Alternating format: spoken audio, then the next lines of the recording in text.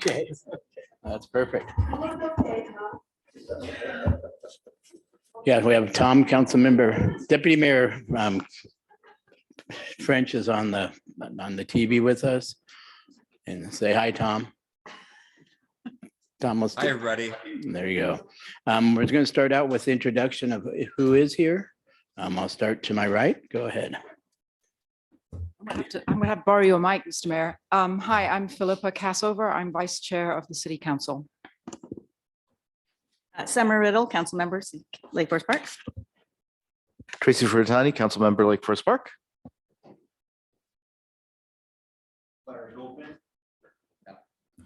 Larry Goldman, council member, Lake Forest Park, and I promise I know how to use the microphone. Lori Bodie, council member from Lake Forest Park and mother of 2 children who graduated from Shoreline Children's Center, Briarcrest Elementary, Kellogg Middle School, and Shorecrest High School, and lived through the last budget crisis.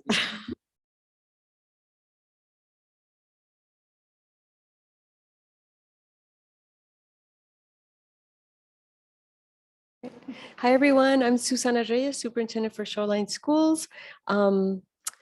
Just into my more than a year and a half in the district, and love our 2 cities who make up our school district. And so happy to be here and excited to engage in conversation and dialogue today. Thanks.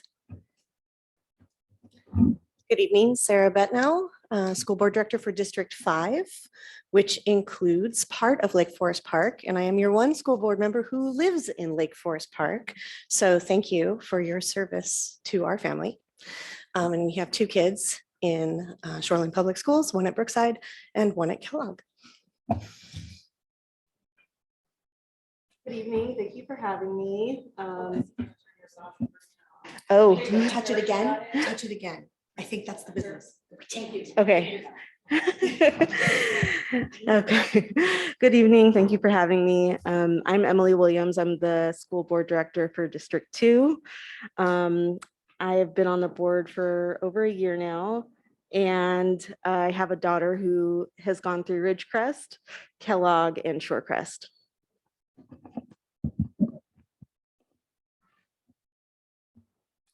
Hi, I'm Sarah Cohen. I'm the school board director for District 3 and currently the school board president. Been on the school board for just a little over 2 years, and I have 2 4th graders, because they're twins, who go to Syrie Elementary on the other side of the district. And thank you for having us. Appreciate the opportunity to have this conversation.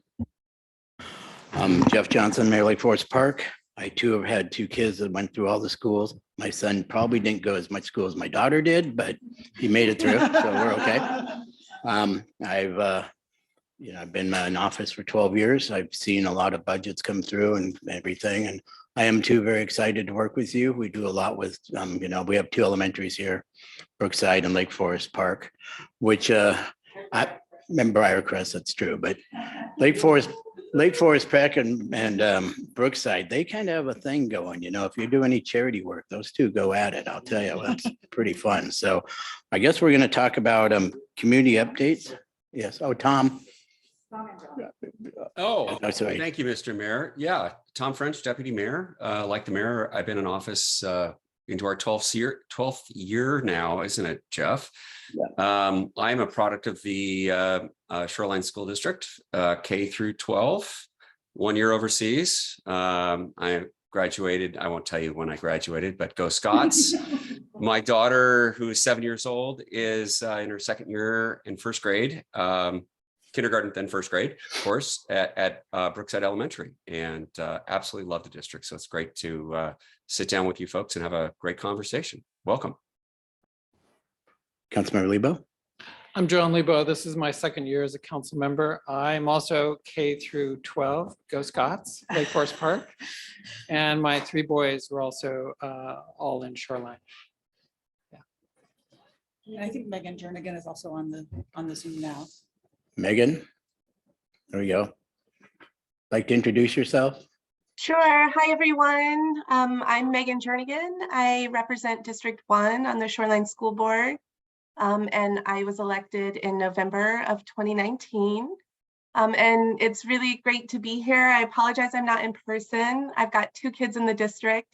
I've got a 2nd grader at Meridian Park, and I've got a 7th grader at Einstein. And tonight is Meridian Park's winter ball. So I need to leave early as well so that I can accompany my son. It's the first winter ball that we've been able to have since 2019. So kind of a big deal at our neighborhood school. It's really nice to meet all of you. Thank you for your service to Lake Forest Park, and thanks for the flexibility. I appreciate it. Okay, we're going to move on to community updates, but first I'd like to be real honest. This might be the most people we've had in this room since 2019. So, and I'm not really joking about that. We haven't cut down many trees, so the city hall hasn't filled up a lot. But for those who live in Lake Forest Park, you would understand that. So community updates. There's it's like every time. There's a ton of things going on. I'll let my council throw in some if they'd like, but I'll throw on right now. We're heavily involved with Sound Transit. That's taken a lot of our time. We did get through our budget season, and the council did a great job, and we were able to get that done. When they say updates, there's so many things to update that it never stops. And what I'd like to do is ask my council members anything they'd like to, that they're really happy about or concerned about, and then we'll work our way around, and then we'll let the school district do, and then we'll go from there. Okay. Did I go first? Oh, sure. Oh, good. This one's working. Well, I don't want to steal Vice Mayor, Deputy Mayor French's thunder, but the schools are on our mind a lot when we think about pedestrian safety through our city. And this is something that as a city council, we have been in discussion, and we will continue to do more work. And it would be a great thing, I think, for us to work even more closely with you as the school board as we think about safe routes to school. The sort of regulations around safe routes to school are a little restrictive, and we probably would want to go a little bit beyond, those exact things, because students walk from quite a distance to both of our elementary schools. And so we will keep you informed as we keep working on those things. But anyway, that's something that I thought would be useful conversation for us to have together. I have to apologize to my deputy mayor. We kind of a rule. If he's not sitting there, then I kind of forget he's not here. So Tom, would you like to go next? Thank you, Mr. Mayor. No apology necessary. And Philippa, you're not stealing my thunder at all. It's absolutely pertinent to our conversation here for us to, really touch on the challenges that all of us face relative to getting around our communities, and safe routes to school is absolutely number one in terms of making sure that the kids and parents are safe getting to the schools. And so while we're really basically in the preliminary stages of looking at that and what we need to do, we have passed some legislation that is going to be helping us set speed limits, and will encourage some traffic calming measures as well. So looking very much forward to working with you all and getting your input, as well as the input from the various PTA organizations around the community. This is not just really about our schools in Lake Forest Park. It's about the broader region here, Shoreline, Lake Forest Park, and even our cities to the north as well, Kenmore, that traffic has increased, and there's some real challenges there, and we want to make sure everybody is safe. A couple other things I wanted to just comment on is that the city has had a really big commitment to increasing our natural spaces, parks, et cetera. And it is this body, and the mayor has been very dedicated to making sure that we have additional spaces for recreation, and for not only passive recreation, but also sort of active recreation. So that's something that's really important from the standpoint of the kids and the parents as well. So just highlighting the happy things. I know there's some unhappy things down the line, but let's stick with the happy things for now. Thanks, Mr. Mayor. Councilmember Riddle. Thank you. And I think jumping off from the Sound Transit has been a catalyst for us to really look at codes requiring like retaining walls to have some aesthetic beauty, have some greenery in them, things of that nature. So we've been just starting that conversation as to what would that look like so that the nature and the quality of our community can be reflected even while accommodating mass transit, additional sidewalks for access to the schools. And so it's finding that balance between providing the access and the safety, but not turning ourselves into something that's a concrete corridor. And so we're just started that journey, and I don't know where we'll end up, but I'm hoping it's someplace green and beautiful. Councilmember Furtani. Thank you, Mr. Mayor. And shifting the focus a little bit, one of the concerns I've had is where's our bench coming from? That is to say, who's going to be replacing us up here? And we in Lake Forest Park have been encouraging student participation in our boards and commissions. Specifically, the Climate Action Committee requires, I believe, 2 student members, and the Parks Board 1 member. And we are looking for a Parks Board student member, correct? Yes. So we really encourage you to get the word out there. And if you have a senior or junior in high school that is interested in civic and municipal stuff, this would be a great way to get started. Very low barrier to entry, I believe. Great. Councilmember Goldman. Yes, I wanted to just briefly touch on trees. The city's currently conducting a citywide tree inventory. And coming later this year, probably I would guess around summertime, we're going to be looking at, we want to update our tree code, look at what level we want to have for landmark tree protection. So that's something that'll be coming up, making sure we have trees citywide, including near the schools. Thank you. Councilmember Bodie. Thank you. We also have been experiencing tight and very uncertain budgets looking at the future. And our city, because we have very little commercial development, we rely largely on property taxes. And speaking of Sound Transit, I figured out that if you have 2 cars, you pay more to Sound Transit every year on your car tabs than the city of Lake Forest Park gets from your property taxes. We support the school district portion of the property taxes, but on the assessed value of my house, I think the city gets $700 a year. That's all from our property taxes. So I just wanted to point out that tight budgets and budget constraints and so forth are pervasive everywhere. Our effort to raise a little bit of money and through a parks and sidewalk levy was unsuccessful. We had resounding defeat by the voters. So we're looking at continued tight budgets. On the other hand, we do always try to get some money to our community partners, and that includes hang time at Kellogg, NUSA, youth care, counseling support, support for Shore Lake Arts, just to give you an idea of the flavor of some of the things we fund. And luckily with the pandemic funding, we were able to provide more funds and also funds to some of our small businesses that were on hard times. So I will mention we are going to start a master planning process for the Lakefront Park and to update the plans for the rest of our parks. We are looking at what we can do for active recreation, not just passive recreation. And so I encourage even non-students to apply for the Parks Board and to join us in that exciting process this year. Last but not least, I came to the council when town center development was a highly controversial topic. The council has developed new code for the town center, but at some point there could be apartment buildings on town center, and that would bring more students into the school district. So I know you don't get much advance warning or chance to plan for those kind of things. Nothing's on the horizon right now, but we do have properties in the south end of town and at town center that are zoned for multifamily, multi-story housing, and but so far none of that's been developed. Thank you. Councilmember Lebo. Thank you. We are starting a comprehensive plan update to our comprehensive plan that we currently have. And so we'll be looking at many of the issues, in fact, probably all the issues that were discussed here by the council members. So it's a great opportunity. And part of that is to look at how we work with the Shoreline School District and opportunities that we have there as we continue to grow as a city. Thank you. A question on that. Yes.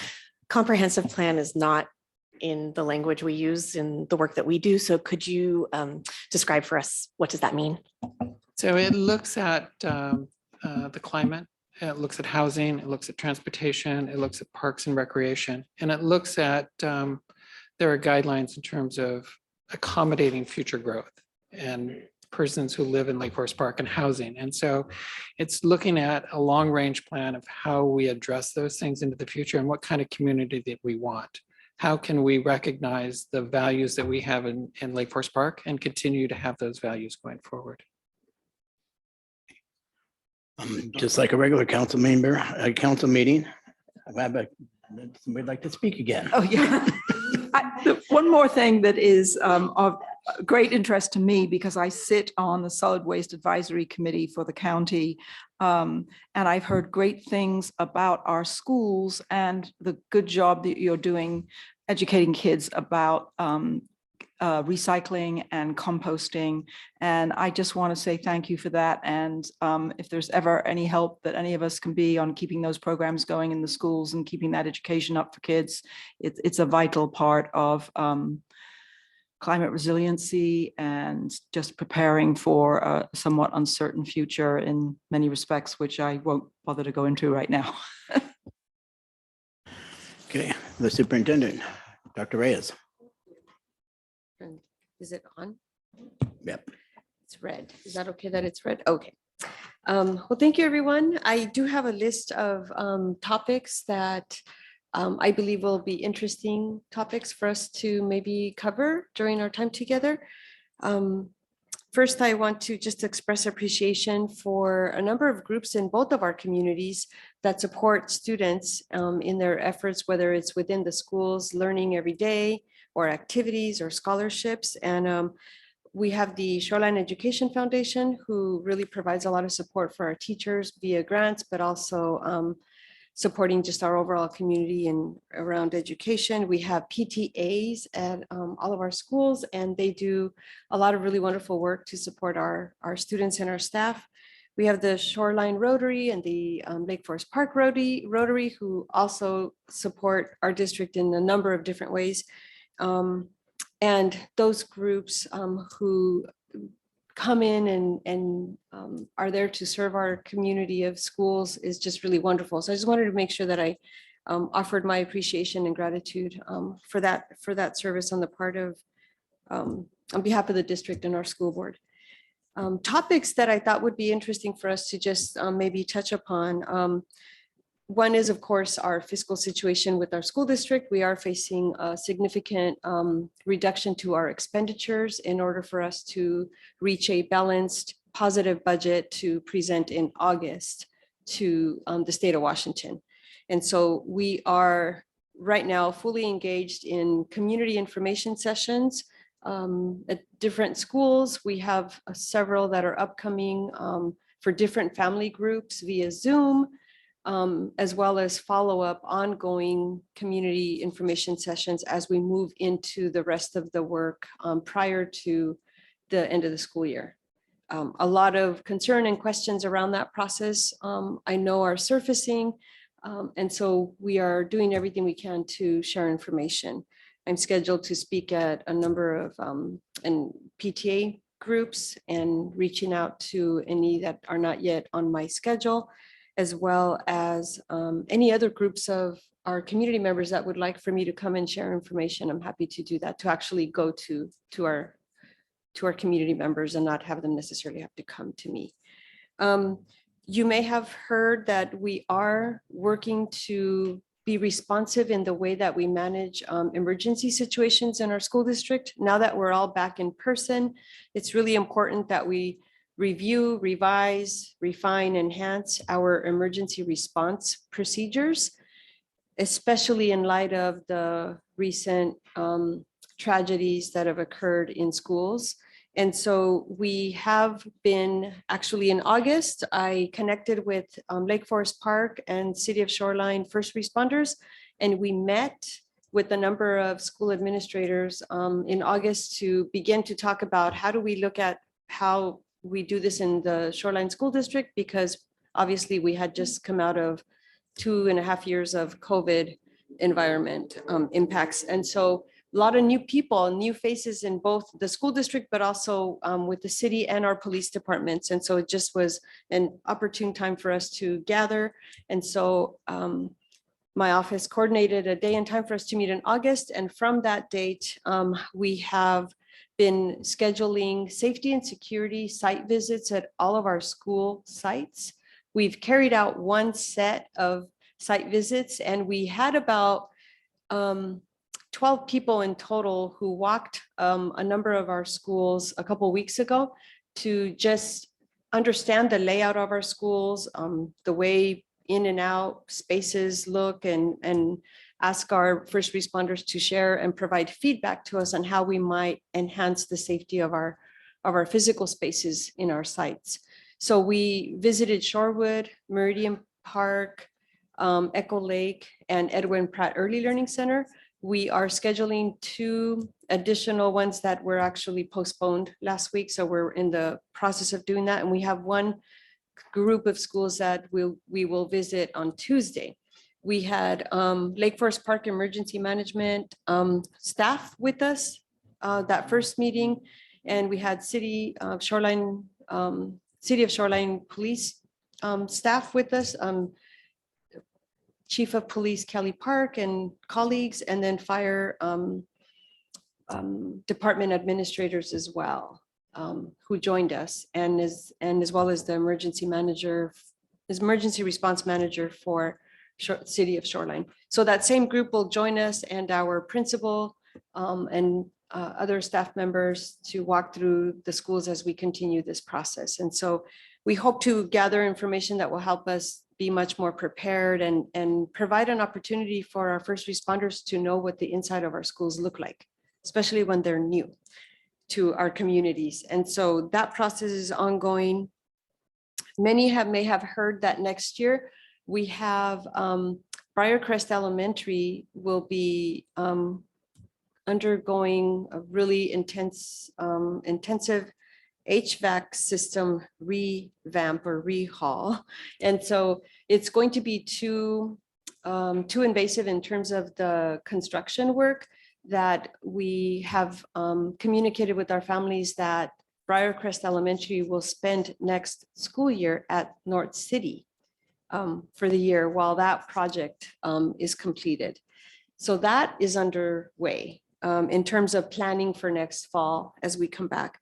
I will defer to Board Member Sarah Betnell to provide legislative update here later. And then a few weeks ago, Director Cohen and I visited our fellow community members here at Lake Forest Park to review Climate Action Committee work that is currently underway.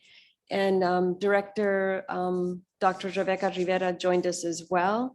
And so we are in the process of developing a climate action resolution for our school district. And so we're connecting with both cities to learn about those efforts there and see how that might inform the resolution that we draft for our district.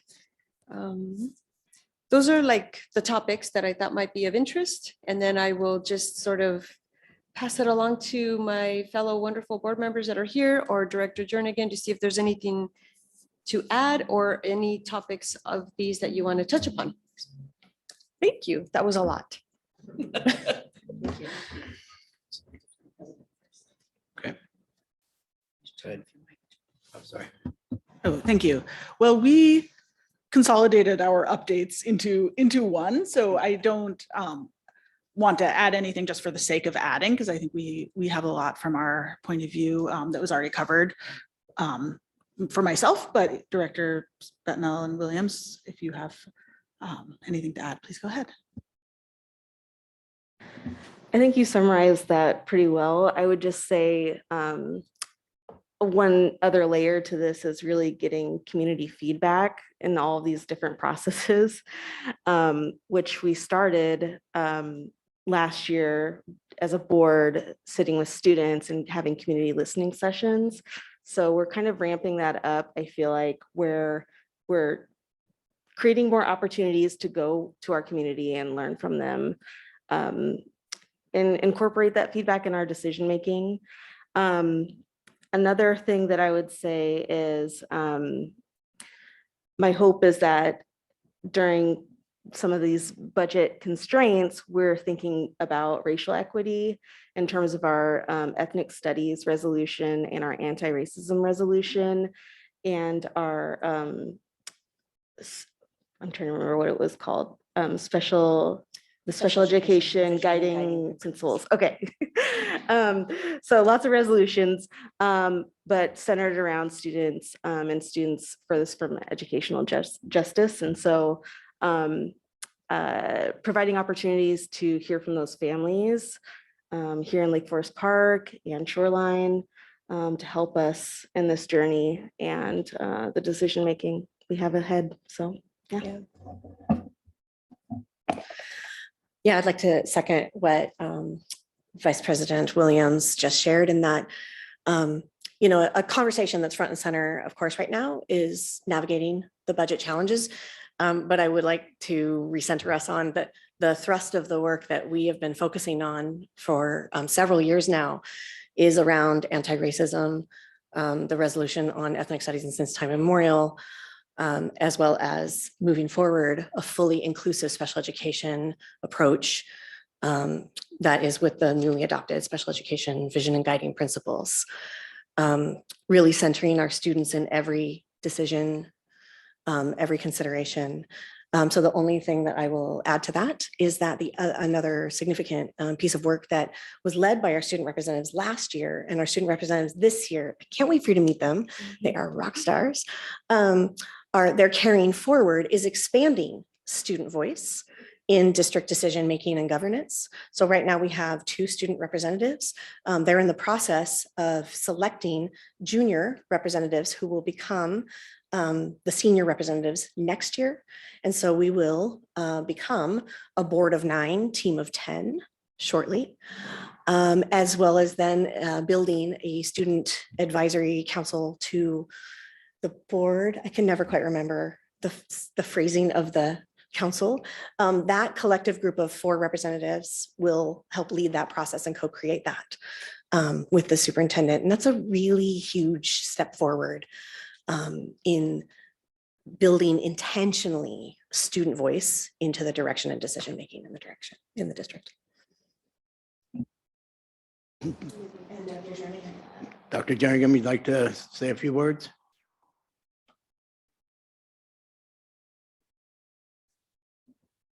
Yeah, I mean, I would just echo the work that the superintendent, kind of identified. Those are definitely the priority areas for the board.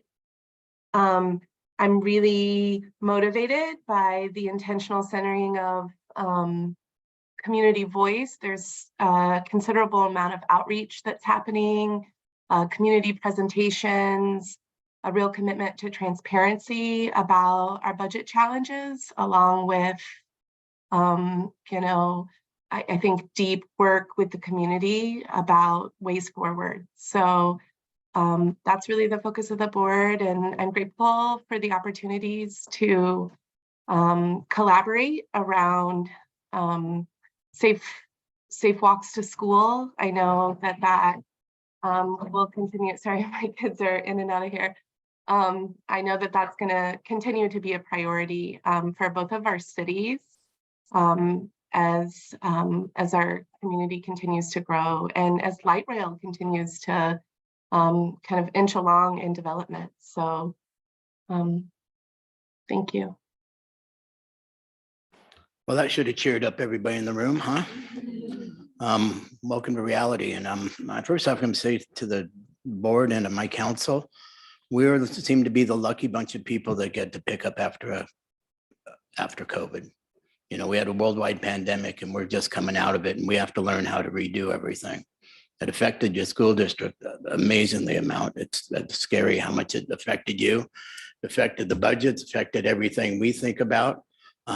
It's really good to see people in person. I think we really need to get back to that. I don't think people really communicate very good on Zoom. I've never thought that. I think we need to be in person. But I'm excited, but we together have I have 2 elementary schools. I'm a mayor of a city and there's a lot of stuff going on in the world. And I'll tell you, The only time if a mayor's on TV, it's not because the news came to say hi and how you doing. It's always a bad thing. I never want to be on TV. I worry about my elementaries a lot. I don't know how we can do better. I know you guys are doing tours. I'm really proud of our police force, but when the moves that they've made to, I think we have one of the finest ones around. And we need to work together. We need to protect our kids. We have a great city. Shoreline's a great city. Our kids deserve better. They do deserve sidewalks. I made a speech at Rotary yesterday about, we deserve it. The citizens here and all the new people moving in, let's be honest. I bought my house for $69,000. That's how long I've lived here. Now I interview people for commissions and stuff. They pay $1.4 million for their house. And they come in with 2-3 kids and they want to go to, they bought their house because they want to go to school in the Shoreline School District. They bought their house because they love the beauty. They want to do this stuff. Our job is to give them that and be good caretakers of what we have. I know you guys are going through a really tough thing right now. And luckily we're getting all the letters about it too. It's a great world that way, but we will work with you. We're here to help you. We want our elementary schools to do great. It's pretty phenomenal how I grew up Mount Lake Terrace, so I didn't fall far from the tree either, but we all stay around because we love this area. My council is amazing council, but I'm going to do my part to move forward with trying to get sidewalks around our elementary schools around here. That's something I think is real important. I actually made a speech about Tracy, but what Tracy was saying too, we do need volunteers for stuff. COVID kind of kicked that in too. People are afraid to come out and do stuff. So we need to work on that because we need the citizens to help us. And I'm sure you're going to need it more. I remember going to the carnivals and stuff and how many parents it took to put on a carnival in the gym, and they were fun, but I really don't miss them that much. But I hate to say my kids' clarinet thing was a great show, but we can be honest. With that, whoever would like to go, council, you had a great list of topics. So whatever and anything. Yes. My question is, I understood that at least part of the budget shortfall was due to declining enrollment, and there are always those ups and downs in enrollment that we deal with. My kids went to class in portables that didn't have heat in the winter, and stuff like that because of baby boom echo enrollment. But a question, is the declining enrollment even across the district, or are there pockets where it's stronger, weaker? Just interested in the demographics of the declining enrollment, because just out of curiosity. That's a great question. We have not run an analysis of that yet. I do know I was looking at enrollment in our schools and they're all somewhat similar. Briarcrest is a little bit higher. As we know, some of the students from Briarcrest, I believe, go to Brookside. We have Meridian Park that also houses a couple of additional programs, so their number is above 500. But for the most part, they're running around that mid 300 to 400. But we have not done an analysis of the demographics of the students that we have not seen returned. We know that in the information we've been sharing, the sort of net number of students that have not returned is it's over 400. So we would need to look probably at that number to see which students they are. Do you know on elementary, middle school, high school, do you have a sense of the distribution for that? Probably more in the across the elementary level. Yeah, is sort of what we noticed. Yeah, I wanted to just speak to that also to say, as you may or may not be aware, this is really a regional trend. This isn't specific to our district in any way, that there's been really significant enrollment loss in districts across the Puget Sound post-COVID, but also that there was a decline already happening before COVID. So that really accelerated a process that was ongoing. The district has a demographer who will be doing more of a deep dive and trying to make some predictions, answering all of these questions this month. But you may have been thinking about this or not, but your point about new apartments possibly coming in made me think about one of the lessons that I think we've been learning over the past few years is that new development doesn't always bring kids, because the size of the units that come in are often not really family sized or sized for bigger households of any kind, but for the school district, kids are our, they're what we're looking at. And that I think there's a lot of room to learn better how to do family friendly development and multifamily that can really be, a place where people want to be with, raise their families. It's not, developers really need incentives around it, because more units, they will be able to make more money with more units. And I think that's what we've seen with some of in Shoreline, in our district, but with some of the stuff coming in the light rail areas, that it hasn't attracted the families that we might have initially thought it would.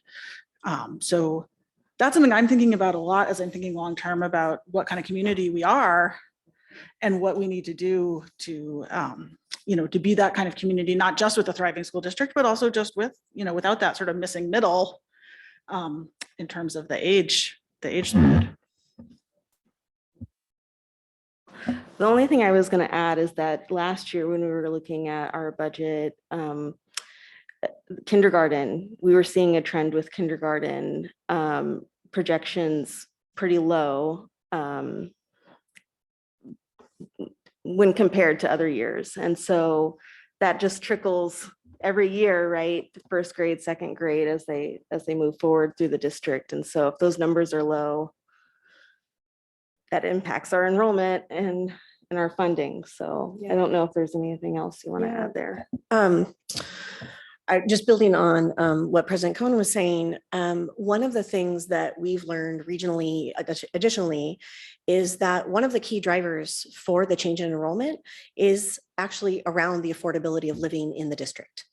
So while the pandemic happened, so did a steep increase, like I'm telling you something you totally know, right? A steep increase in the cost of living in Shoreline School District. So what we saw is while our and other King County school districts saw a decline in enrollment, districts like Lake Stevens, Stanwood, Camino, Marysville, Granite Falls saw an increase in their enrollment, because you can go just a little bit further out. It's considerably more affordable. And a lot of what you might have had in reach is still fairly within reach. So I'm deeply interested in the work that you're doing around what we deem as affordable housing. I have not yet heard an update that we actually have an actual, I don't mean we here locally, I just mean like we universally have an actual definition of what affordable means, and how we as a community want to approach that to ensure that we have accessible housing within the means of a diversity of community, I would say at each income level, ideally. Thank you. That was really helpful. Guys, I want you guys to get to know each other. I'm not going to sit here all night and call on you. If you want to say anything, just go ahead. I think we're all adult enough not to yell at each other. So yeah, do that. Whatever works for you, you guys take it on. I will add one thing. When I grew up, there was a family would have a kid in the second grade, fourth grade, and all the way through. People don't have 5 kids nowadays. They have 1 or 2. A lot of people are lucky not to have kids at all. And that's, they were the smart ones, I have to say.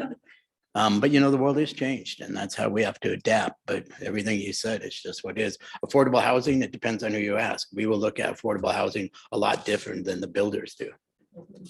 And that's where we are dealing with that very heavily right now, because people don't like myself. Olympia is trying to take away all our rights to decide how we as a city want to be able to move forward. And it's very scary, and we're dealing with that right now. And, it needs to be worked on all levels, all the way up to Washington, D.C., but we need Olympia to start listening to us a little bit. So, okay, council, go ahead. I was just going to add, I know that the definition of affordable varies so much. And so there's you have to really listen to the details to understand, 80% average income is barely just market rate. But when you start really looking at that 30 to 50%, that's when you start actually helping people. You look at the below 30% income, average income, and then you're looking at in permanent supportive housing and those folks that are really moving in. But there's a chain that happens, and we want to provide opportunities in our community for folks who have had their families and they're retiring to be able to stay in the community and downsize. And then that will open up that house for the next family to come in. And we have these generational turnovers. People love living here. They stay, they come, they have their kids and they stay as long as they can because they love this area. But if they could stay and we could open that housing stock up to families, we could create some opportunity if they could still live in Lake Forest Park. So there's a balance, like who's it affordable to and who are we targeting? And it's just a big question. And a lot of it is on the backs of what is the developer really going to do? What can they make money off of? But we do our best to do what we can. We just know that the real low income, we don't have the services and near us here to support them as well. So there's always these balances, as you understand. But I really would be interested to hearing from the demographer and what they come up with. Are people delaying children? Are they keeping them home longer? Are they homeschooling? Like, what is, especially because it's sort of that younger kindergarten, first grade sort of area that's lagged in previous years. I've heard a lot of people have different opinions on it. It'd be great to see what the demographer actually finds is what's actually happening out there in our communities. I think the family friendly issue is really an important one because a lot of the things that you see for affordability are either just income driven or they're just density driven. And the theory is that with increased density, there will be ultimately more affordability. But all the legislation our mayor was talking about that's before our state legislature, it doesn't have any affordability teeth. It just assumes that if you build more density around transit areas and so forth, that there will be affordability. But it misses President Cohen's issue of how do you make something family friendly, and even working, people who work in your community, can they afford to live in your community? Those themes, which used to be housing themes before, seem to be like really secondary to increased density and overriding environmental regulations for trees and things like that. So I think trying to keep that conversation alive on family friendly for Shoreline and Lake Forest Park is something we should all work at. Yeah, I just texted him and said, everybody around here knows I do not like the yellow hand. So I texted him and said, whenever you want to talk, go ahead, Tom. So go ahead. Thank you, Mr. Mayor. Actually, to correct the record, you do like the big foam fingers at the games, the big yellow foam fingers, but the yellow hand on Zoom is not so much fun. I just want to piggyback a little bit on what both Councilmember Bodie and Councilmember Riddle had mentioned, the question of multi-generational housing. I think that's one of the things that Olympia needs to really think very deeply about. It's sort of they're kind of looking at discrete elements of the housing crisis. And I think that the holistic view is so important because, as we all know, childcare across the country is immensely expensive and very, very challenging to find. And the multi-generational family situation that we've gone away from in this country largely because of various reasons has contributed to and exacerbated that problem about childcare, because I have in-laws that live in Spokane. My parents sadly are not with us anymore, so we don't have them in terms of assisting with childcare. But right now, in terms of our peer group of my daughter's friends, we're all kind of depending upon each other in emergencies to kind of help out. I don't think a single member of that sort of extended group has immediate family that's close by or living with them, or And it speaks volumes too about, different types of housing within our communities, both Shoreline's done a much better job in terms of retirement housing. Lake Forest Park has basically none. And that's something where people downsizing, as Councilmember Riddle said, moving, raising their children, and then choosing to move into a different kind of environment that has support, but also still in the mix of the social structure is so key. And growing up, my brother when he was going into kindergarten, the levee failed in Shoreline. That goes back to the Boeing days, and that shows how old I am. But that led to the closing of Cedarbrook and a lot of empty classrooms. When I was a kindergarten student at Brookside, I believe there was at least 4 or maybe 5 classrooms that were actually empty, just storage, and which I don't think has probably happened since that period of time. And we're going through a big change right now, and I don't envy you all in the challenges you have to deal with the budgets. It's a daunting task, and anything we can do as policymakers and as neighbors, please don't hesitate to ask, whether it's from the standpoint of throwing in expertise such as it is, or just bouncing some ideas off of us. We'd be happy to do that, all of us as policymakers. Thanks, Tom. Thank you, Tom. I'd like to follow up on that if I could. I follow the legislature very closely, and Sarah, I know that's something that you do for the school district. So I want to tell you about a meeting I was at this morning with the Puget Sound Regional Council. They've done a big statewide survey, and it's focused quite heavily on the Puget Sound region as well, about housing and about what people think about housing and what their issues are. I don't have it in front of me, so you're just going to have to rely on my rather aging brain here to see what I can remember. But first of all, the cost of housing is obviously the big issue for everybody. But what was very interesting to me in this survey, and I'd be very glad to forward it to you, Dr. Reyes, and so that you can share it with the board, is that a very large majority of residents of the whole state see government as not doing enough to actually provide housing. And that to me is quite remarkable because as you all know, I'm from Great Britain, where social housing is much more common. And in many parts of Europe, social housing is in fact the majority of housing in some of Europe's greatest cities. And to think now that our population is coming to realize that the market cannot solve all these problems, that there have to be other solutions, and that they will have to come from government. That's quite a remarkable change to me. And so it'll be very interesting to see how the state legislature kind of picks up on that once they get that data. But the other thing that I want to say is that I moved here from Colorado, and in Colorado, we went through a huge lawsuit where because most school funding was locally based, there was enormous inequities between rich areas and less financially stable areas of the state.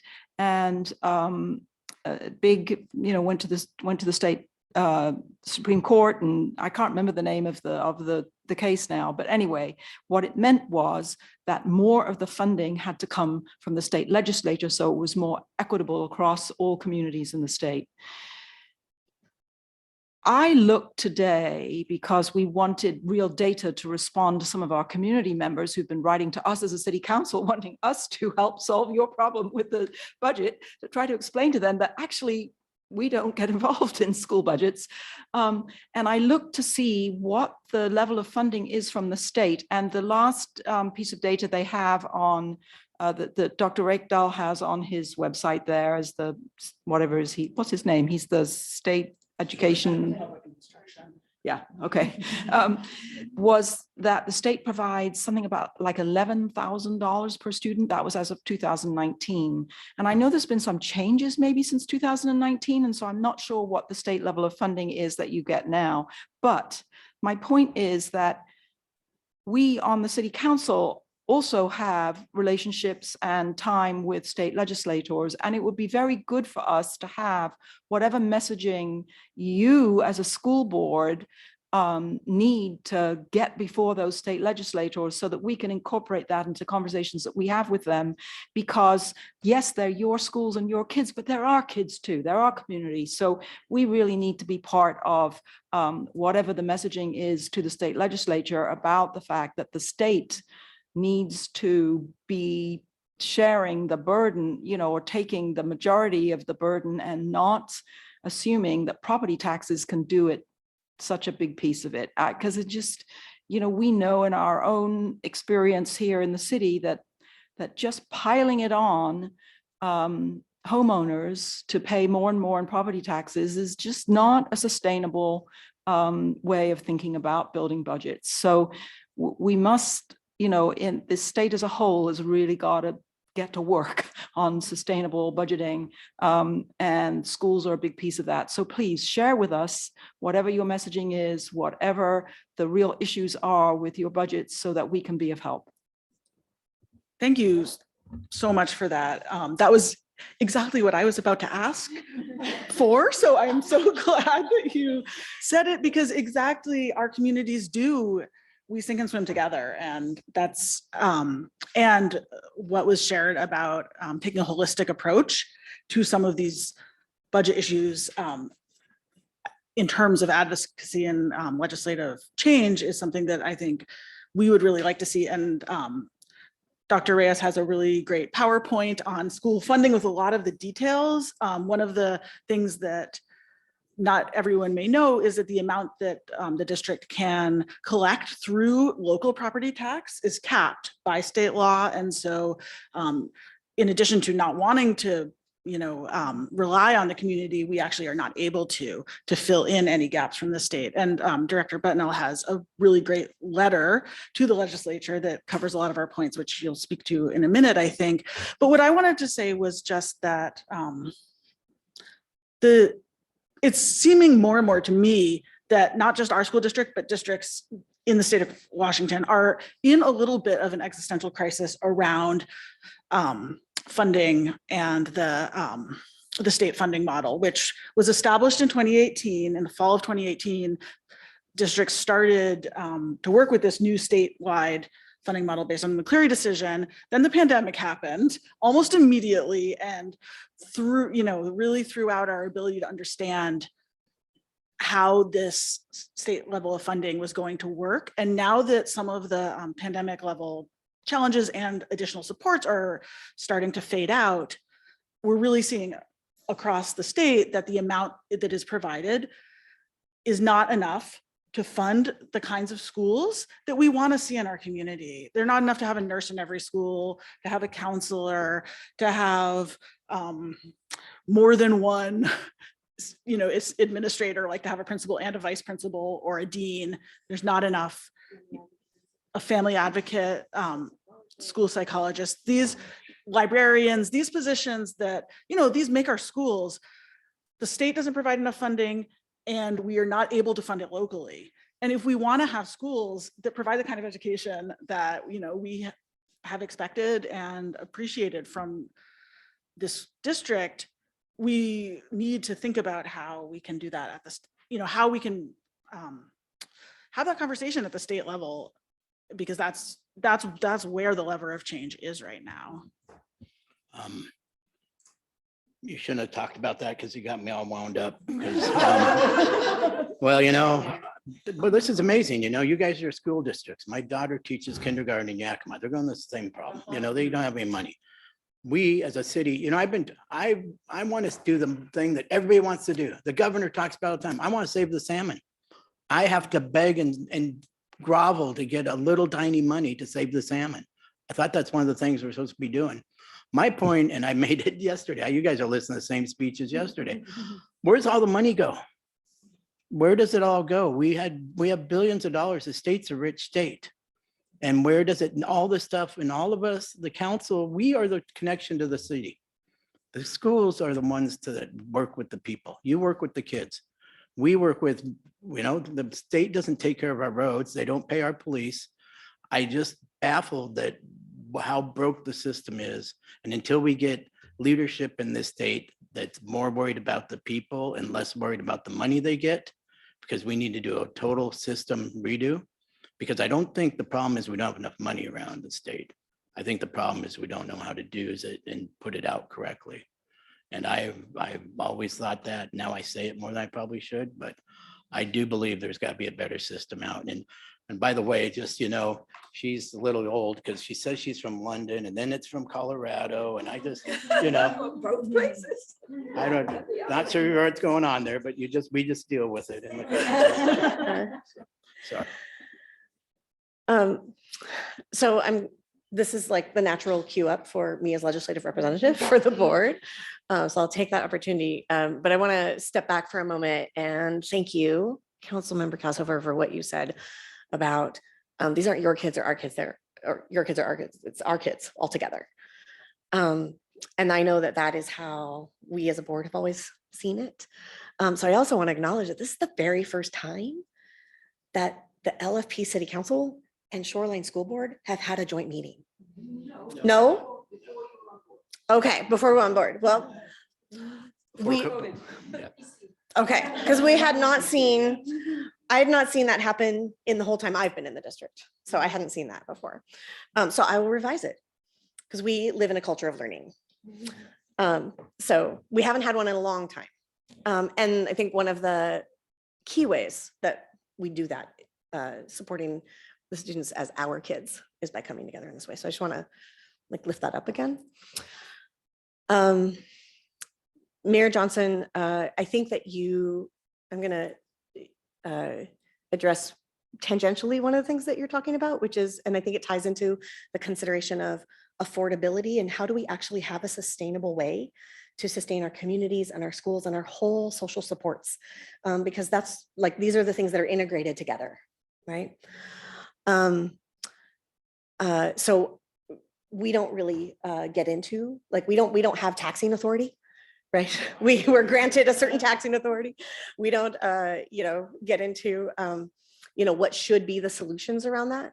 That actually is, the legislature's job. That is their job, is to figure out how to get a sustainable source of income to fully and amply fund public education, which is their paramount duty, and to fulfill all the social services that are needed to take care of our state. I will just note that we have the most regressive tax system in the entire country. And I cannot think, we cannot think that those things are divorced. There is a relationship. That's as far as I'm going to go in tax commentary. With that said, President Cohen was sharing about how at the moment where we are around, and I invite you to come to one of the community presentations that are still happening over the next couple of weeks. Please come join one of those. You'll get a much more detail and deeper dive and ability to ask more questions about the specific budget challenges at this time.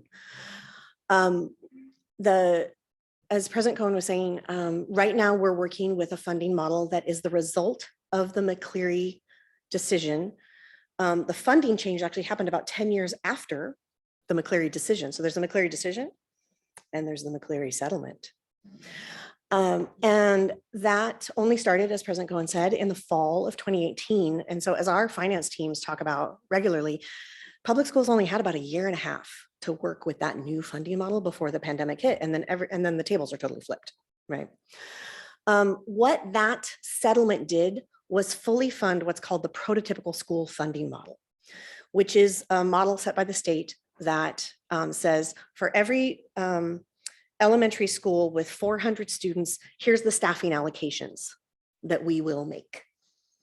And then they scale, I'll just give that, and then there's a certain amount of students for a typical middle school and a certain amount of students for a typical, so now you see prototypical, high school. And then they scale that funding that we receive based on the proportional relationship with each of our, with our enrollment at each school and across the district. There is also funding, we do get some funding from the federal government. It is less than we get from our local levies. And then our local levies provide supplementary funds. And as President Cohen said, that is capped also by enrollment. An interesting thing, part of that McCleary settlement was that was actually the settlement to change the same thing that was happening here in Washington State. Prior to McCleary, it was predominantly local levies that were funding. And so it was saying, no, we need to actually fulfill that funding model statewide. We will still permit levies for things that are beyond basic education. And we are going to keep using air quotes around that because the definition of basic education does not include special education services. It does not include fully funding a counselor or a nurse or a librarian or things that we know in public education are needed for fully supporting our students. So that is what we use, and gratefully the communities of Lake Forest Park and Shoreline show up time and again and pass those levies. Deputy Mayor French, I can't even imagine what this would be like right now if the levies had not passed. So when you shared living through that, like my stomach was like, oh my gosh, I just can't even imagine what that would be right now.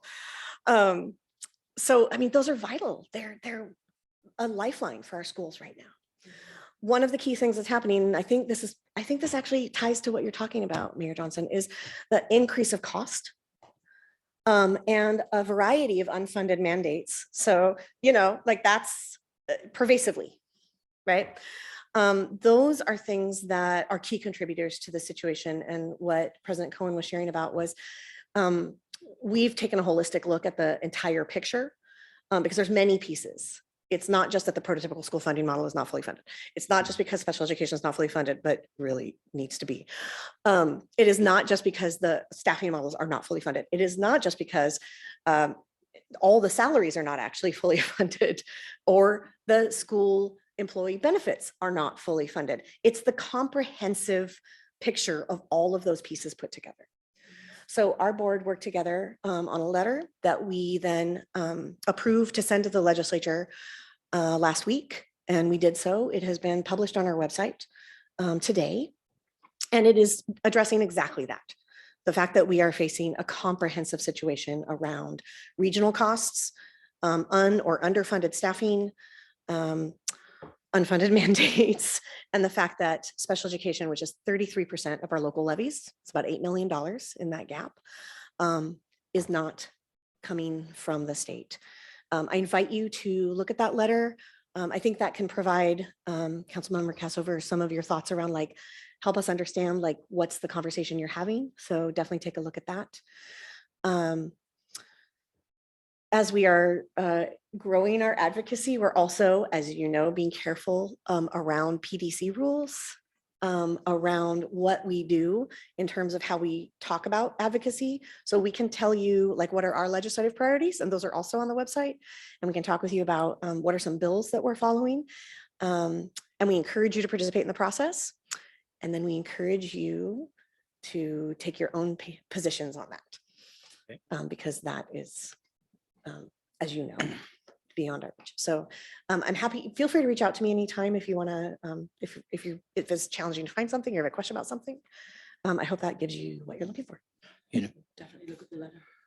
I think, and I don't know why I don't think about it, you should have every one of your parents sign that letter and have another page of all the kids, because we send letters all the time, but I think we all need to start sending them, because actually, I don't know why I'd call you guys the audience, but you lovely ladies out there, because that's you're all ladies, so I guess I can say that.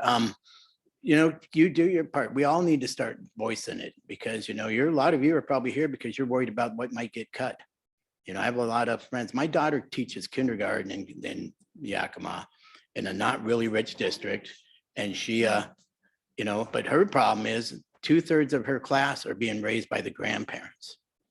So, and that's a whole nother world. And, and I know I take my daughter when she's over, we go to, Target and buy school supplies. It's just stupid. So, I understand what's going on, and but I think we all need to all the schools need to start sending, Bellevue's shutting 3 schools down.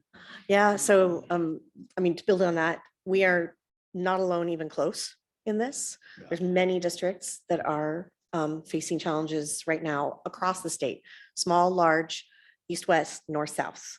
So Edmonds, Bellevue, Everett, Anacortes, Port Angeles, Tahoma, Seattle is actually just announced, like today. I think they did just announce today. I've been like, I'm like, we say Seattle, but we had waited for their like official, like, we really are. East Wenatchee, Spokane Central Valley. I mean, and if you just watch the news, you'll see a new one every day now. And that's part of that. Oh, it's okay. Percentage wise, like proportionally. It's this comprehensive. Yeah.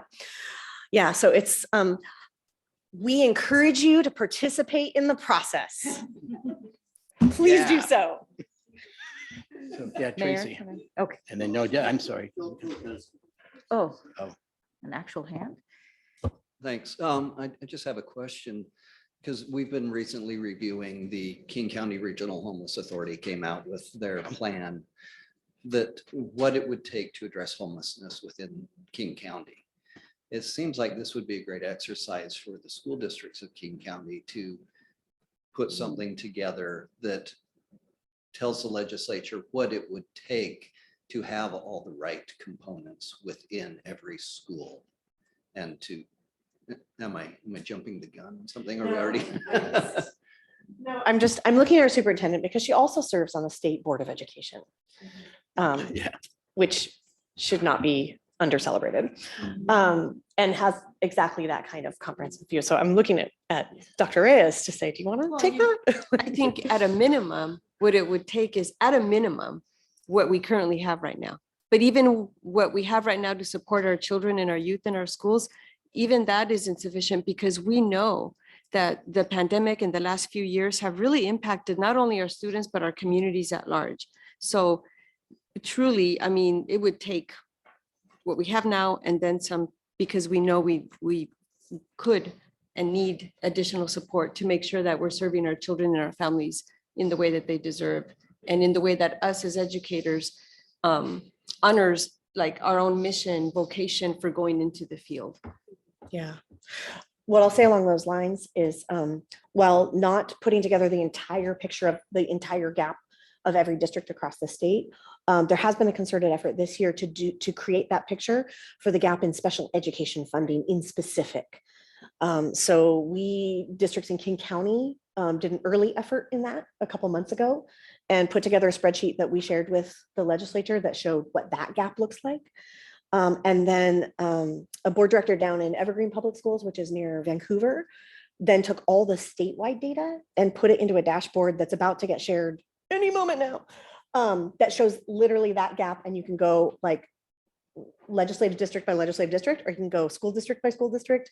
And it draws that really clear picture. It's a really powerful tool that I know people are intending to share with the legislature as well. So that's a slice of that picture that you're talking about. I totally agree with you. I'm a total data, like you can probably tell, I'm a total data nerd, right? Like I'm ready to like make the dashboard for everything. But I think that's exactly right to give that comprehensive picture. Yeah, it just seems like if McCleary says that here's what you get for each school, and that doesn't include anything but basic education, no special education, that there's a whole gap there missing. And Yeah. I'd like to get this Councilmember Riddle in real quick. Yeah, I think in that same line, I think it would be interesting to know what the McCleary is supposed to cover and that they don't. And then of course, what our students truly need, because those are kind of two different pieces. If McCleary isn't even doing what McCleary should, then that's just like step one. And then there's this whole, what does a school really need to have to be able to serve its community? I think those two pieces are something to share with the. Right. And so like when I mentioned about how at a minimum, they should be fully funding everything we currently have, that includes everything we currently have in our schools right now. Every person that is working with our children is needed. Mm-hmm. They are essential. And the state is not funding Yeah. every person we have on staff that is supporting our children in our schools. Yeah. So at a minimum, at least provide the funding for what we currently have staffed in our schools, because we know there is no fluff in terms of, providing supports for children and having individual adults helping in different ways, whether it's counseling, a dean or a librarian or family advocate. It's not fluff. We need those positions, but they do not fund that level to any school in our system. Thank you. Go ahead. Can I add one thing? I would just add to that they should therefore also fund all the sidewalks within 1 mile of every school. Because that is the walk distance. That's what I was gonna. What I was gonna say really quick is that a difference between the school model and homelessness, for instance, is that we're much farther along to solutions, I think, in education. That just to build on what Dr. Reyes was saying, that, you know, the schools that we have now, as they have been funded in the past, are not perfect. They have, you know, a lot of room to grow, but we also do know that, you know, we have a model that is successful, and that's great, but we just currently don't have the funding to sustain it. Yeah, I wanted to follow up on something that Superintendent Reyes said. So Councilmember Furtani and I are both educators. He teaches physics at North Seattle College. I teach chemistry at the University of Washington. And I've seen that coming out of COVID, students are less prepared. And I imagine you're seeing that as well. So I wanted to ask, you know, on top of maintaining current levels, what additional resources do you need to make up for what was lost during the pandemic? Yeah. So they don't have an answer for that one, Larry. I'm sorry. Yep. Superintendent Reyes needs to leave around 6:45 because she has another meeting to go to. So I'm going to kind of go totally out of bounds here and bring up something. Kenmore Shoreline and Lake Forest Park need an aquatic center. We need a swimming pool for that. We need, the community needs that. We need our kids how to swim because there's a lake every mile in this area. But you guys have a really nice piece of property. You guys have a lot of property, and that's one thing I like to know, because we all see the schools are getting less, but you do have a really nice piece of property. I know Kenmore and Kenmore, Lake Forest Park and Shoreline are starting the process, and I would like to ask you to join with us because you guys need a pool too. You know, it's kind of sad that Shorecrest and Shorewood and everything don't have a swim team, but that is a very communicated thing. You know, Mount Lake Terrace has one, and they're not the biggest city in the world either. So I'm just asking, which is horrible because we have no money, but we're asking for spend money. But, you know, we got to dream about something. So I just want to put that on the table that someday we'll be sitting down and talking about that. Okay. And we can put that with the sidewalks because we know we're not going to get any of it, but we can dream. So that's fine. Yes, Councilmember Furtani. Yeah. Thank you, Mr. Mayor. And before Superintendent Reyes goes, I wanted to thank you and your staff, and I believe the board as well, for the PowerPoint. I didn't get to go to the meeting, but I got to see the PowerPoint. And I recommend to my fellow council members that that's a great thing to look at, because they're having the same problem we're having, which is reserves. Their reserves are plummeting a lot, you know, and making up, just like we are trying to, not trying to build in a structural deficit. I think that's going to be a really big challenge. I don't need an answer to this, but you know, we'd love to share some ideas about how to basically fill in that gap, as it were, and get the reserves back up to a healthy level. Thanks.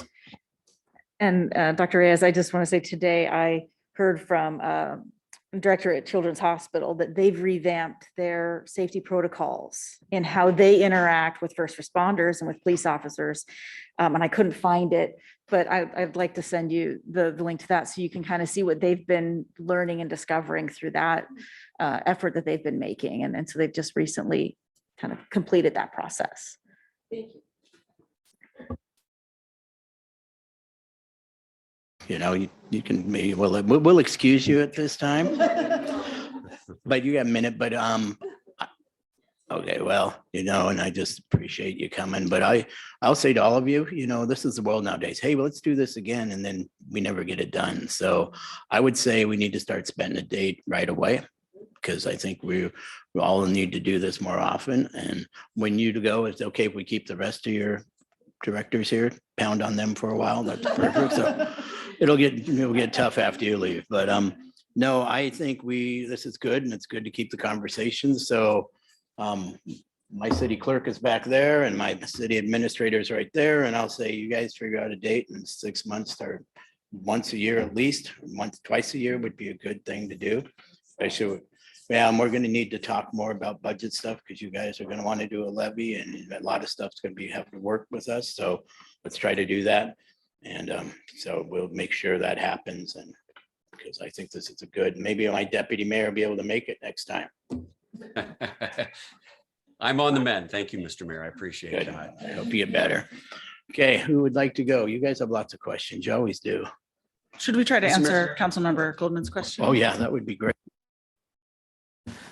Well, I think that probably Dr. Reyes has a lot of this answer, not me, but the board has learned about some, we've seen some data about, semester to semester comparisons. And so one thing I would say is that students did come in with a lot of, quite a bit behind where they would have been or where they had been in past years. There's been a lot of ground made up since school has been in session again. And one of the things that has really aided that is a lot of professional development work that our teaching staff has done to be able to teach in new ways. For instance, using equitable literacy practices is what we call it, but it's just sort of best practices in K-3 learning to read and things like that have really helped to close that gap, and some other initiatives as well but they take staff time, and that's, so again, it's budget.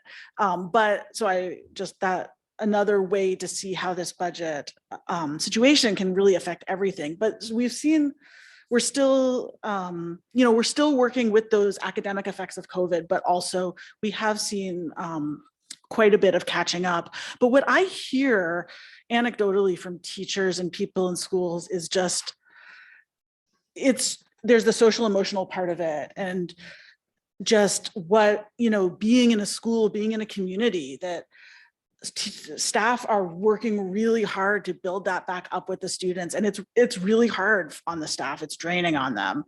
I can understand because my own children are like, the less socialized they are, the harder it is. And I think when you've got the whole building of them, that's something that's sort of it's not talked about enough, how much that's the source of educators having all of these challenges piled on. All the challenges that students are having are coming out with educators as well. And I think we're really seeing that. And, they're also, of course, challenging to the students. They're also experiencing it in challenging ways. So in some ways, when I think about the impacts of COVID that are ongoing in terms of the classroom experience, I'm thinking mostly about that social emotional piece of it and how that's affecting students and the staff in schools. So, on that point, a lot of kids didn't come back. Is there a system in place to go out and check what happened to those kids? There's a lot of kids that did fall through the cracks and they didn't come back to school. And I've seen some stories on that some people, that's another money thing, but they go out and try to find these kids and make sure that they're still getting educated and just didn't fall out of the system. But that's something, I think we need to kind of look at, because I'm sure there's numbers that tell you how many kids did not return. Mr. Mayor, I was just going to make a comment just quickly on the question of the socio-emotional sort of quotient amongst the kids. I think, we've talked about this at length, and my colleagues know how passionate I am about, the sense of community. And that's something that I believe from a layperson's standpoint, the sense of community during COVID was so challenged, and so that element is particularly hard on the children, and on the other end of the spectrum, on the elderly who are isolated, who have even less chance to be connected out there in the world. And thank goodness we have wonderful social programs within our community. Some of our representatives are here that support those programs immensely. I think it's kind of almost incalculable what the loss is during COVID about that interconnection that the kids have lost and older people have lost and we all lost. I think those of us in adulthood are far more resilient than the children are necessarily, but that's something that I'm not sure we're ever going to be able to quantify. And I think it's one of those things that we have to keep addressing and trying to overcompensate for somehow, trying to, the mayor's point earlier about getting together and having these conversations. I think that is something that we have to continue to really work on. I wanted to pivot really quickly to the question of taxes and what the legislature can do. From what I'm hearing, we're all largely in the same boat here when it comes to, we need predictability about what our revenue streams are. And that is something that the school district, municipalities like Lake Forest Park have struggled with. And we need to find a way to advocate for making sure there's stability, because as you indicated, a couple of you indicated earlier, we have these, you all have these and Superintendent Reyes said, you have these essential staff members that are there. They're not replaceable. That's foundational. And you have to have a fundamental level of support and not this ambiguity that continues to go through.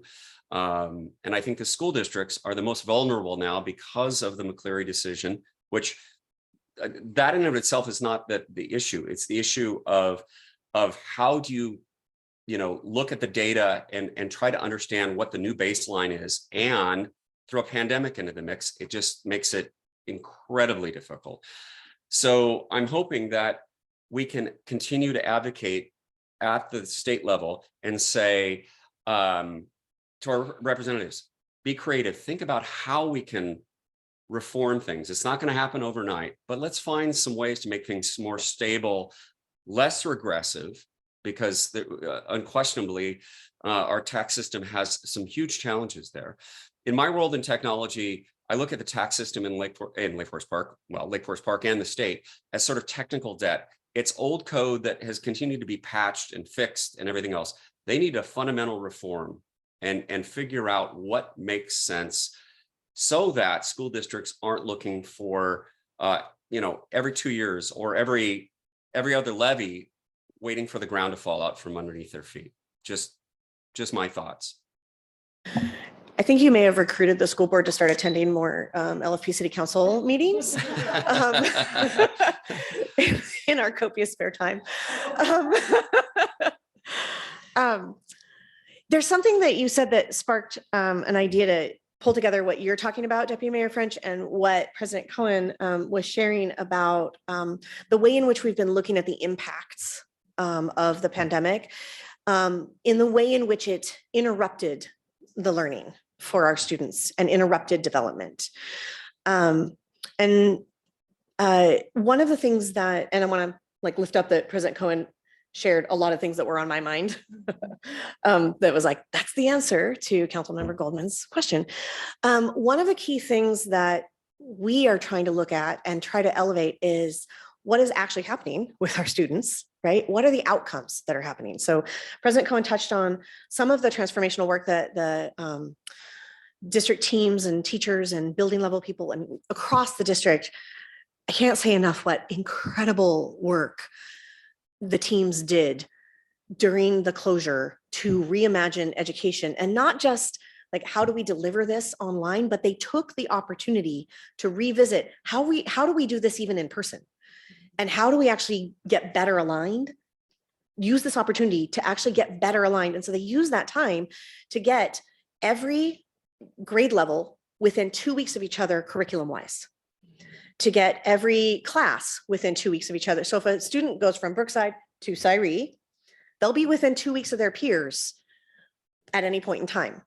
They also then did a significant amount of professional development. And so when you look at that slide deck that Councilmember Riddle recommended people look at, you'll see that a lot of our ESSER funding went to some professional development. This is where we're seeing the benefit of that work, of equitable literacy practices where they're learning, or equitable grading practices where they're working on actual tangible changes in their practice, right? So imagine like doctors relearning significant parts of their doctoring. that's a verb, in the middle of the pandemic, right? That's what our educators did, right? Well, yes, actually, good point. They totally did. Good point. So, right, like shared realities. That's what our educators did. So one of the things we're looking at now is what are the outcomes of that? And that's one of the key things, to your point, Phil, that we are trying to elevate also with legislators is this is what happens when you invest in equitable literacy practices, when you invest in supporting special education students, when you invest in full service supports, wraparound supports, whole child supports. What does that look like in terms of learning acquisition? What does that look like in terms of graduation rates? What does that look like in terms of, we also have a school climate survey where students and families and staff all take it. And that's much more reflective of qualitative experience of like, how safe do you feel in school? Do you feel like you have a trusted adult in school? Do you see yourself in the curriculum? Do you see yourself in your educators? There's a whole spectrum of questions that is reflective of something that isn't alive in the grading data. So I want to like tie those things together of that I think when the legislators can understand what that investment actually accomplishes in terms of lived experience for our students, and the students can speak to it better than we ever can. That's actually, I think, when they get what we all have, which is that clarity of like exactly why this is the paramount duty of our state. So to bring up more serious thing, COVID, we like to blame COVID on everything, but we were having a real problem before COVID with a lot of depression and mental problems, and especially the high schools, especially the girls. I would sit with the student council and I would talk to them, and you guys did a big, huge, study on that. And it was pretty terrifying how many kids were suffering from that. And that was before COVID. So, we can't sit here and blame COVID for everything. We got to actually go back further and say, we were broken a little bit before. How do we come out of COVID better than we were? Because that was a real problem. And we all know somebody who's had a child, unfortunately, take their own lives. And that was really pretty bad in the Shoreline School District for a while there. So I want to just remember that we can't take, it wasn't great. We were still working in process back there. So we're getting to our time. Council, do you have any final questions that you would like to ask these wonderful people? Just like to bring something up that I keep shaking my head every time I think about this. How did it get to be that schools are now responsible for making sure that kids have enough to eat? Yeah. I mean, what a statement that is in our society. I just find it shocking every time I think about it. And thank you for what you are doing to make sure that kids have enough to eat. But wow, I'm sorry that our society has put that on you, because I don't think that's where it belongs. So anyway, just a last thought, as long as we're kind of trashing everything that's going on around here. Mr. Mayor.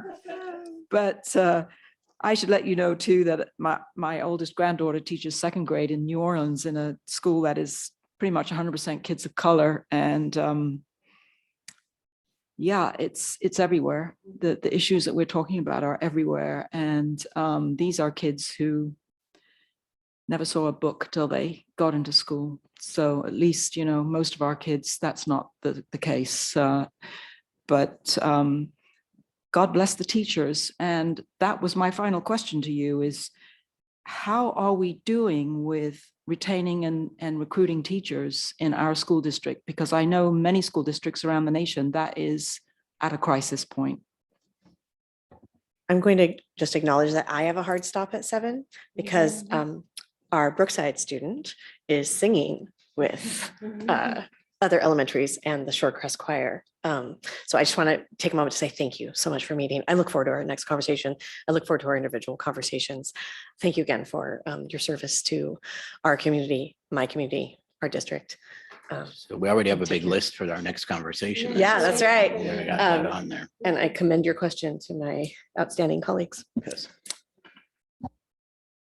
Well, Thanks. Thank you, Director Betnell. And I wanted to say, first of all, that your comment really spurred a thought that I had about this collaboration between, school district and city council, in the sense that schools do provide services beyond just education. And some of what's at stake in these conversations around McCleary are the things that are not just in the classroom learning. And I think there is a question underlying some of these conversations, and some of when we think about how we advocate, and think about scarce resources, where do they go? That schools do provide services for children and families beyond just education, and they maybe shouldn't have to. I think that's no one should need that, among other things, have a question about where their food's coming from. But if students are there, it's a good place to serve them. And I think that's one of the reasons that and those things also make their learning possible, because a student who's hungry can't learn. And so we see, a lot of the questions that, are, bills before the legislature and other things we might advocate for are addressing are also connected with education. And some of those services do come through schools, mental health, even things involving, potentially housing or other kinds of human services. Schools